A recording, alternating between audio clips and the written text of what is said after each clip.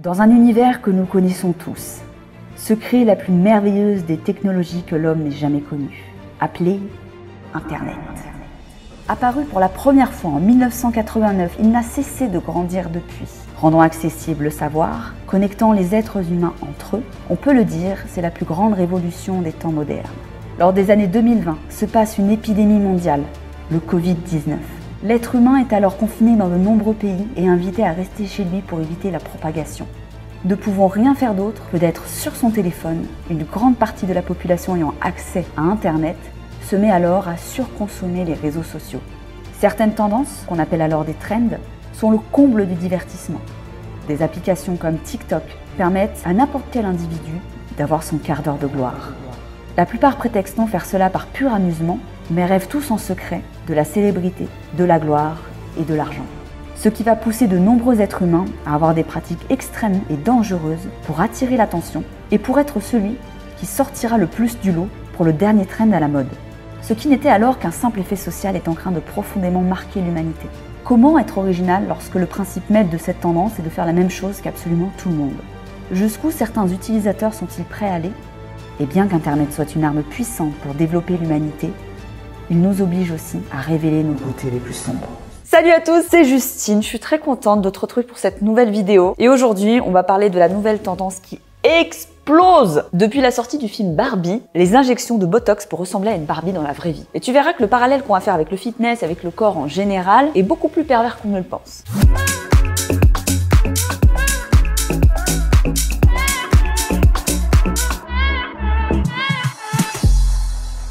Avant de commencer, pense tout de suite à t'abonner à la chaîne, surtout si tu viens régulièrement voir mes vidéos. On y parle bien sûr fitness une grande partie du temps, mais on aborde aussi plein de sujets sympas comme le titre de cette vidéo. Depuis de nombreuses années, la Barbie est très critiquée car elle représente des proportions physiques qui sont, on va dire, inhumaines, très loin de la réalité, créant ainsi pas mal de complexes pour les petites filles qui vont ensuite grandir et s'imposer des standards irréalistes, inaccessibles, sans chirurgie.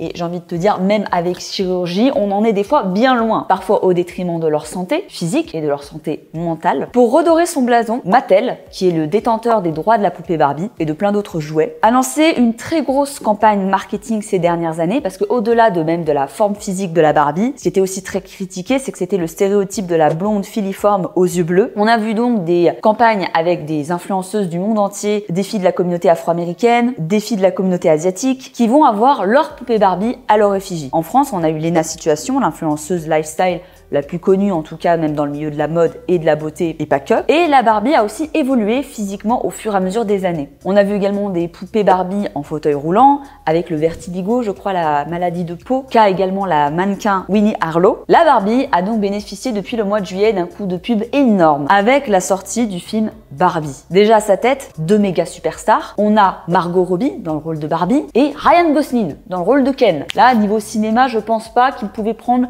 plus grosse tête d'affiche actuellement en 2023. Tout a été étudié pour que le film explose sur les réseaux sociaux. Un peu dans le même esprit qu'on avait eu pour la série Mercredi qui avait, on va dire, créé certaines musiques ou certains passages de la série pour que ce soit repris en trend, TikTok, etc. Vouloir ressembler à une poupée Barbie, ça date pas du film Barbie. Il y a quelques années, on avait quelques profils qui avaient beaucoup fait parler sur les réseaux sociaux au début d'Internet, dans les années 2010-2015. On avait des personnalités qui avaient déjà commencé à faire des transformations au niveau de la chirurgie esthétique pour ressembler à des Barbies dans la vraie vie. On va dire que le phénomène d'aujourd'hui, grâce aux réseaux sociaux, a touché encore plus de personnes. Là où avant, c'était, on va dire, des personnes un peu isolées, qui voulaient un peu sortir du lot ou qui avaient un trip personnel très particulier grâce à Photoshop. Mais pour certains, paraître une Barbie sur les réseaux sociaux n'est pas suffisant. Il faut avoir l'air d'une vraie Barbie dans la vraie vie. On en vient à chercher des chirurgies esthétiques ou de la médecine esthétique qui vont venir allonger le cou, faire ressortir les épaules, la clavicule, accentuer les trapèzes avec justement des injections de Botox. Il faut savoir que les trapèzes, même en musculation, déjà pour qu'ils soient beaucoup développés, c'est des petits muscles.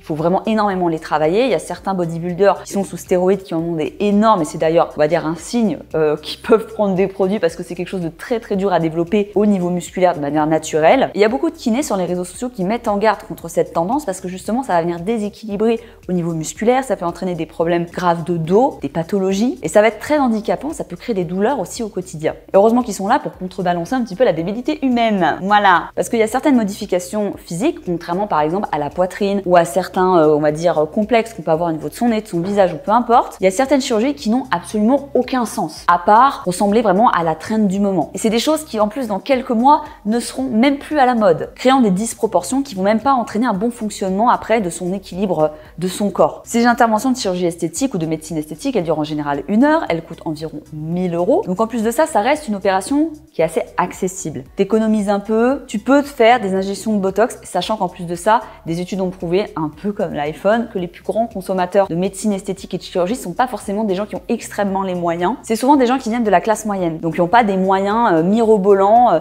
et des budgets illimités pour la chirurgie esthétique. Ce qu'il faut comprendre aussi, c'est qu'au-delà de la demande des patients, il y a quand même des médecins qui vont faire ça. Tous n'acceptent pas, bien sûr. La déontologie, visiblement, c'est à la carte.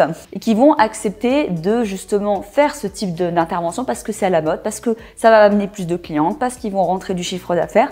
Les cabinets esthétiques restent malgré tout des sociétés à but lucratif. Là, on parle de la France où je pense que c'est un peu plus encadré, mais aux États-Unis, vous ne pouvez pas imaginer le bordel que c'est. Pour ceux qui ont connu à l'époque la série Nip Tuck, avec l'acteur qui jouait Cole dans Charmed, qui jouait un chirurgien esthétique totalement taré, je peux vous dire qu'il y a des choses aux États-Unis qui s'en rapprochent un petit peu, sauf pour le côté sexuel, ça on sait pas. Le pire, c'est qu'il y a des influenceuses qui ont effectué ces actes de chirurgie esthétique, comme l'influenceuse américaine Isabelle Lux, qui ont révélé qu'elles ont eu des douleurs atroces suite aux opérations, des douleurs aux épaules, des douleurs au dos, durant des semaines, ce qui les a énormément inquiétées, limite à se demander si c'était des séquelles post-opératoires qui allaient rester de manière définitive. Mais maintenant, visiblement, ça ne pose plus aucun problème, c'est derrière elle, et la moitié de son contenu parle de son opération de Botox. Bah oui, il faut bien capitaliser sur l'investissement. Voilà. Elle fait également la promotion de son chirurgien esthétique, ce que je vous rappelle est interdit en France. On appelle ça en ce moment la trend Barbie Botox, mais en vérité, c'est quelque chose qui existe depuis de nombreuses années. On l'a juste renommé parce qu'il y a eu le film Barbie. Avant, ça s'appelait la trappe Botox, parce que c'était au niveau des trapèzes.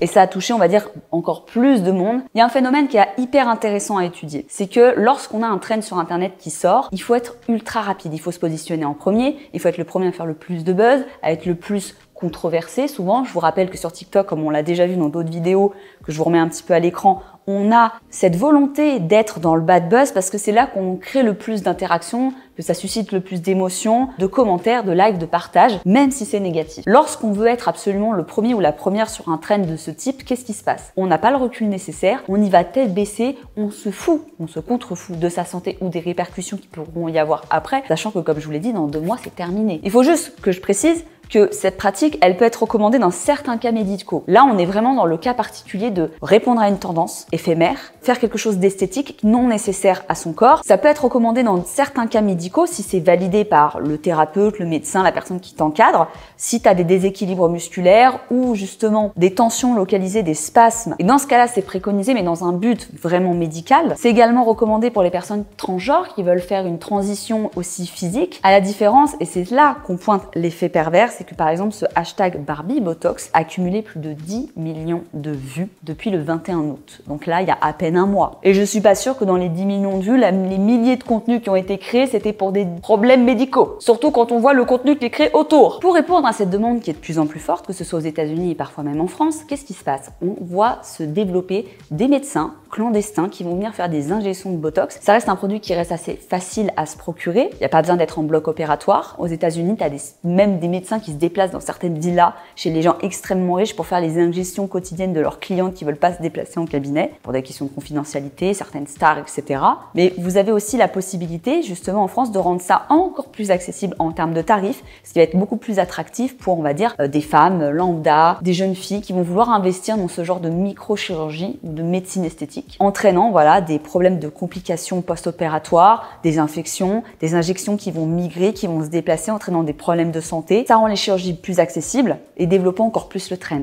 Il y a une demande, donc il crée l'offre. Et croyez-moi, on en a vu des personnalités de télé-réalité se plaindre sur Snapchat et TikTok des conséquences de post-opératoire ou même des Snapchatteuses, des gens lambda qui n'ont pas fait télé-réalité, qui regrettent profondément leur chirurgie ou leur médecine esthétique. Imaginez, votre visage, c'est le truc le plus précieux que vous ayez avec votre santé, bref, en tout cas, c'est ce que vous allez voir dans le miroir toute votre vie. Si vous devenez défiguré par la médecine, des fois, c'est irréversible. Si vous faites des injections faites par n'importe qui, on peut dire, c'est que lorsqu'on fait de la chirurgie pour un complexe, c'est pas que c'est acceptable, mais que c'est au moins justifié. Lorsque c'est pour répondre à une tendance du moment qui sera éphémère, c'est de la bêtise. Parce qu'on sait que c'est un moyen de générer des likes, des commentaires, faire. La culture du buzz est de plus en plus grande. C'est finalement comme ça qu'on existe. Sans buzz, sans lumière sur nous, qui sommes-nous? On n'est personne, pour certains. La deuxième problématique, et c'est quelque chose qu'on peut retrouver dans le fitness, avec du dopage, avec des modifications corporelles que le sport ne pourrait pas nous amener, ou avec vraiment du temps et du travail sur le long terme, c'est qu'on va commencer à créer dans sa tête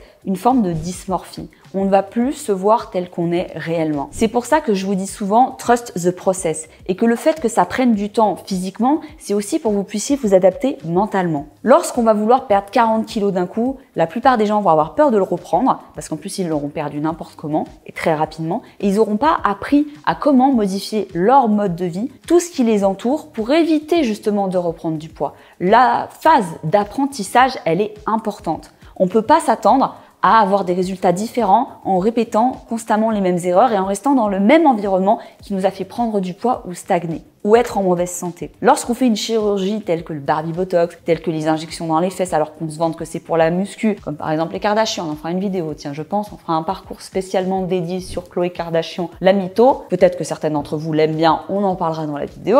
Mais ça vous empêche d'avoir un regard objectif sur votre corps. Vous allez avoir des modifications corporelles qui en plus de ça ne vont plus correspondre à la réalité de ce que vous êtes vraiment. Sur le moment, on a l'effet lune de miel, tout est beau et parfait, on se sent mieux dans son corps, on fait plein de contenu, on vante justement combien c'est génial, comment ça a changé notre vie. Et après, il y a la phase de désillusion, la phase de redescente. Les problèmes de santé que souvent certaines cachent à leur communauté, qu'on apprend parfois des mois, voire des années après. Et comme je vous l'ai dit, tout cet investissement économique, d'énergie et de santé pour des trends qui durent 2 mois et faire ça toute sa vie, toute son année pour atteindre parfois la célébrité, la gloire à des millions d'abonnés, ça dure qu'un temps. Parce que dans 10 ans, tout ça, on ne sait pas ce que ça peut devenir. On construit pas une carrière sur du bad buzz. On construit pas des entreprises pérennes dans le temps en faisant de la merde. Mais certains sont tellement focalisés sur ça, qu'à un moment donné, ici, je vous le dis ici, ça périclitera. Pour le contexte de la Barbie Botox, il y a quelque chose qu'on peut analyser assez facilement. On en revient toujours aux mêmes choses dans chacun des trends pourris qu'on trouve sur TikTok. C'est le fait d'avoir des choses qui vont se rapprocher de la minceur, voire de l'extrême maigreur. Lorsqu'on veut mettre en avant ses clavicules. Hormis, vous savez, le fait qu'on est tous différents au niveau de la morphologie, de la génétique, ce qui fait qu'on va pas répartir la graisse, on va dire de la même manière d'une femme à une autre, même si on fait la même taille, le même poids. Les clavicules qui ressortent, les trapèzes développés, le cou allongé. On avait des trends sur TikTok où il fallait mettre vous savez, les écouteurs autour du ventre pour montrer combien on était mince parce que la longueur, le tour de taille était très fin chez Apple. Je parle pas des AirPods qui n'ont pas de fil, bien sûr. On en vient toujours à des symboliques qui se rapprochent de l'extrême minceur. Certaines le sont naturellement et c'est pas une tare d'être mince, encore une fois, on n'est pas là en train de dire que les minces c'est le diable absolu, c'est la quête de l'extrême minceur quand on l'est pas naturellement, ou que c'est pas notre morphologie ou que ça nous demanderait de perdre 10 kilos comme j'ai vu certaines de mes collègues faire, passer un taux de body fat de compétitrice à l'année. C'est pas logique, c'est pas sain et c'est pas cohérent. Et personne ne peut génétiquement ressembler à une Barbie. Et c'est pas le but. Et encore une fois, même au bistouri, ça peut entraîner vraiment des douleurs quotidiennes pour ressembler à une poupée. Et après, les conséquences psychologiques, elles sont nombreuses. Et en général, quand on en arrive à là, c'est qu'on a sûrement besoin de compenser quelque chose d'autre. Après, je suis pas psy. Et moi, vous savez, dans mes vidéos, je vous conseille toujours d'aller faire des psychanalyses, d'aller voir des psychologues, de suivre des thérapies. Il n'y a pas de gros mots. C'est pas, on va dire, tabou. On devrait tous en faire à différents moments de notre vie. Lorsqu'on est consommateur de réseaux sociaux, qu'on est une fille ou une femme, on a tendance à regarder les influenceurs comme si c'était le goal absolu et que leur changement de chirurgie, c'est ce qui fait qu'elles sont devenues riches, célèbres, etc. Quand on est du côté de l'influence, on a aussi ce même regard où on se dit toujours est-ce que j'aurais plus d'audience, plus d'audimat, plus d'intérêt? Est-ce que je serais pas mieux? Est-ce que je serais pas plus aimée si je faisais telle opération? Si j'étais plus mince? Si j'étais plus jolie? Si je faisais plus ça? Si j'étais plus drôle? Et en fait, c'est après tu tombes dans un cercle vicieux du toujours plus, sans chercher à travailler vraiment sur toi-même. Moi aussi, à des moments, il y a quelques années, plus maintenant, parce que là j'ai pris vraiment du recul, mais dans mes premières années de mes réseaux sociaux, j'ai été beaucoup tiraillée pour faire des chirurgies dont je n'avais pas besoin. La seule chirurgie que j'ai faite, j'en ai déjà parlé dans certaines de mes vidéos, mais j'en ferai pas un sujet total parce que ça n'a pas lieu d'être, c'est ma poitrine. J'ai aucun problème à le dire parce que justement, c'est quelque chose qui joue sur l'esthétique globale de mon corps. C'est quelque chose que j'ai fait il y a 7 ou 8 ans, je crois. Mais j'étais tiraillée de faire des chirurgies dont finalement, j'avais pas vraiment envie à la base, qui n'étaient pas un complexe à la base, mais qui le sont devenus parfois à cause des réseaux sociaux. Ça peut être le nez, ça peut être la longueur du menton, ça peut être des gens qui te critiquent d'un seul coup sur tes sourcils et toi, t'avais pas tilté spécialement. Ça peut être, tiens, en ce moment, toutes les filles, toutes les influenceuses, elles ont des bouches comme ça. Est-ce que j'en ferai pas? Tiens, j'ai une ride, il y a des abonnés qui m'ont dit. Et en fait, tu commences à rentrer dans ce cercle de vouloir modifier absolument tout chez toi et on tombe justement dans le problème de la dysmorphie. Ça va pour la chirurgie, le sujet aujourd'hui c'est la chirurgie, mais ça pourrait très bien être la modification même corporelle, la perte de poids, les plus grosses fesses, des plus gros bras. Il faut toujours prendre sa base morphologique avec ses avantages génétiques et essayer d'en tirer le meilleur pour se sentir, la fameuse phrase, la meilleure version de soi-même, mais la version la plus saine et la plus bienveillante avec soi-même tout en continuant de se développer physiquement. J'ai sorti plusieurs vidéos sur ma chaîne que tu pourras les regarder après celle-ci qui vont concerner les micro-chirurgies qui sont dans le milieu du fitness sur lesquelles peut-être tu n'as jamais prêté attention. On va avoir par exemple la vidéo sur cette influenceuse-là, Lisa Del Piero, qui s'était pointée au FIBO avec un énorme BBL au niveau des fesses et c'est assez pervers parce que c'est une fille qui s'entraîne, c'est une fille qui a une base de physique, de musculation qui doit être déjà très bien, mais qui a des proportions irréelles, irréalistes, irréalisables avec seulement de la muscu. Parce qu'à un moment donné, quand tu as des disproportions comme ça musculaires, tu sais très bien dans le milieu que c'est soit le dopage, soit la chirurgie. Et là, c'est du déplacement de graisse, souvent qu'elles enlèvent au niveau du ventre pour mettre dans les fessiers. Attention, une fille qui a une petite taille et des grosses fesses, c'est pas toujours qu'elle a un BBL. Il faut toujours comprendre que c'est quelque chose de disproportionné par rapport à la taille de ses cuisses, etc.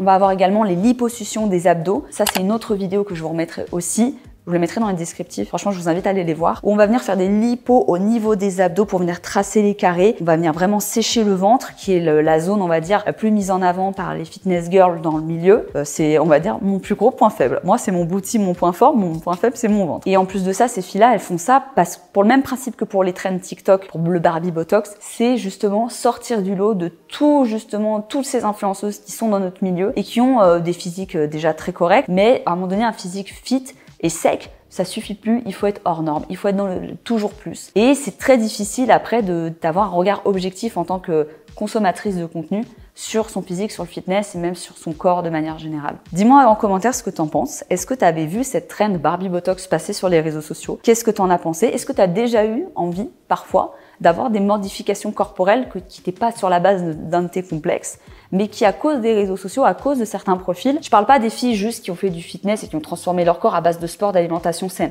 Je te parle de choses vraiment inaccessibles, dangereuses pour la santé et inutiles. J'espère que tu comprendras la différence. Certains ne le comprennent pas. Ils disent tout de suite que toute personne qui se transforme est complexante, etc. Vous savez que j'aime pas trop ce discours. Voilà. Mais dis-moi voilà ce que t'en penses en commentaire, je t'attends. N'oublie pas de me mettre le petit cœur pour le soutien de la communauté. Je t'embrasse très fort et on se retrouve dès la semaine prochaine pour une prochaine vidéo. Ciao, ciao!